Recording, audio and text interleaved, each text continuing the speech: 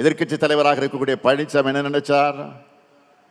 நம்ம கூட்டணி உடையும் பிரியும் நினைச்சார். அதுக்காக என்னென்ன கதைகள் எல்லாம் உருவாக்கினார். 2024 நாடாளுமன்ற தேர்தலில் பாஜகவோட பிரிஞ்சு அது ஒரு நாடகம் நடத்தினார். என்ன காரணம்? நம்ம கூட்டணி அதெல்லாம் உடையணும்னு நினைச்சாரு. ஆனால் அவங்களோட எண்ணம் ஈடேறல. அதனால தான் இப்போ டெல்லிக்கு போய் பல கார்கள் மாறி மாறி போய் அமித்ஷாவை சந்திச்சு மீண்டும் பாஜக கிட்ட சரணடைஞ்சிக்கிட்டு இருக்காரு.